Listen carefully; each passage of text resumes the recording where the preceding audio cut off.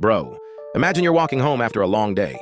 No streetlights, no cars, no phones, just you. And a forest so quiet, it almost feels wrong. You hear something move behind you. You stop. Silence. Relax. It's probably just a deer. That's what you tell yourself, right? So you keep walking. A few seconds later, crunch. Another footstep. This time, closer. Your heart starts racing. You slowly turn around, and standing between the trees is something that looks like a wolf. Except, wolves aren't supposed to be that big. Its shoulders are almost as high as your chest. Its fur is dark, almost reddish. Its eyes don't look scared. They look like they've already decided your dinner. At that point, I'm not even trying to fight. I'm respawning. Now here's the scary part. This wasn't a horror movie. This wasn't a creepypasta. This actually happened. Back in 1764, an entire region of France believed they were being hunted by a monster, a creature so terrifying that even after more than 250 years, people still argue about what it really was. This is the beast of Gévaudan. Let's rewind. It's the summer of 1764. Southern France, a quiet region called Gévaudan. Back then, life was completely different. No electricity, no internet, no police cars rushing to save you. Most people were simple farmers. Wake up, work in the fields, take care of animals, eat, sleep, repeat. Life wasn't easy, but it was peaceful until one day. Everything changed. It all started with a young woman. She was walking through the countryside with her cattle. Just another normal day. Suddenly, something rushed out of the trees. It wasn't acting like a normal wolf. It charged straight at her. Luckily, the cows panicked and fought back. The creature backed away and disappeared into the forest. She survived, but everyone thought, probably just a big wolf. Makes sense, right? France had thousands of wolves back then. Nobody thought much of it.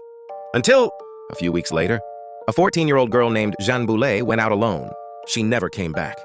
Her body was found, covered with horrifying injuries. This time, people knew something was wrong, because wolves usually hunt animals. Attacking humans, especially in broad daylight, was extremely rare. Then it happened again. And again. Every few days, another attack. Another family destroyed. Another funeral. Parents stopped letting children play outside. Farmers refused to work alone. People started traveling in groups. Imagine being too scared just to walk to the next village. Bro, that's when you know something is seriously messed up. The strangest part? The survivors all described almost the exact same creature. Not a bear, not a normal wolf, something much bigger. It had a massive chest, long muscular legs, dark reddish fur, a huge head. Some even claimed it had black stripes running across its body. Others said its mouth looked unusually long. And almost everyone mentioned one thing, its eyes. They didn't look like an animal's eyes. They looked intelligent, as if the creature was actually studying its victims before attacking. Now, that could just be fear talking. When people go through something traumatic, their memories aren't always perfect. But here's what makes this story creepy. Dozens of witnesses from completely different villages gave almost the exact same description. That's hard to ignore.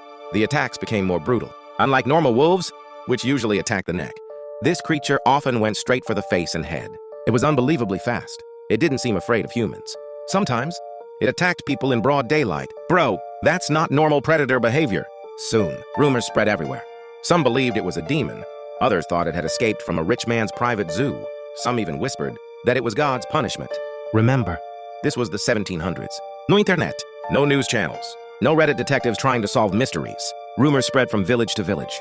And every time someone retold the story, the beast became even more terrifying. Parents stopped letting their children leave home alone. Farmers carried weapons just to feed their animals. People refused to travel after sunset. Imagine living every single day, wondering if today would be your last. Eventually, the attacks became impossible to ignore. The death count kept rising. The news reached Paris. Even King Louis XV heard about the beast. Now imagine being such a menace that the king himself says, "Yeah, somebody needs to deal with this." Professional soldiers were sent into Gévaudan. Hundreds of hunters searched the forests. Villagers joined them. Thousands of wolves were killed. They searched caves, mountains, forests, everywhere. Finally, they shot an enormous wolf. It was much larger than average. People celebrated. Everyone thought, "We got it." The wolf's body was displayed. Hunters were rewarded. The villages finally relaxed. For a few weeks, everything seemed normal again. Then, another attack happened. The beast was back. At that moment, people completely lost hope. If that wasn't the beast, then what exactly had they killed? Was there another one? Was the real creature still hiding? Or had they never been hunting the right animal at all? That's when the fear reached a whole new level. The French army kept searching. More hunters arrived. More wolves were killed. Nothing changed. The attacks continued. People started believing this wasn't an animal anymore. Some said it was a werewolf. Some believed it was possessed by the devil. Others thought someone was secretly controlling it. Then, in June 1767, everything changed. A local hunter named Jean Chastel joined another massive hunt. Unlike the royal hunters, Jean knew these forests better than anyone. Hours passed. Nothing. Then, movement. Standing between the trees was the beast. Huge, silent, watching him. Legend says, instead of panicking, Jean calmly aimed his gun. One shot, the creature collapsed. When they examined the body, it was definitely wolf-like, but it was unusually large. Its head was massive. Its teeth were bigger than normal. Its body showed strange features that people couldn't fully explain. Was it just an exceptionally large wolf? A wolf-dog hybrid? A hyena brought from another country? Or something we've never identified? Nobody knows. Here's the creepiest part. After Jean Chastel killed that animal, the attacks stopped.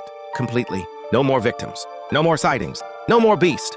To this day, historians still argue about what really happened. Some believe it was simply a very large wolf. Others think there were actually multiple animals responsible. A few researchers even suggest someone may have trained dangerous animals to attack people. And of course, there are those who still believe the beast of Gévaudan wasn't an animal at all. Whatever the truth is, over 100 people lost their lives. Hundreds more were injured. An entire region lived in fear for nearly 3 years. That's what makes this story different from most urban legends. The fear was real. The victims were real. The mystery is still unsolved. So, what do you think? Was the beast just a giant wolf, a creature nobody had ever seen before, or something much darker hiding in those forests? Let me know what you believe in the comments. And if you enjoy mysteries, urban legends, and stories that blur the line between history and horror, hit subscribe, because trust me, this is only the beginning.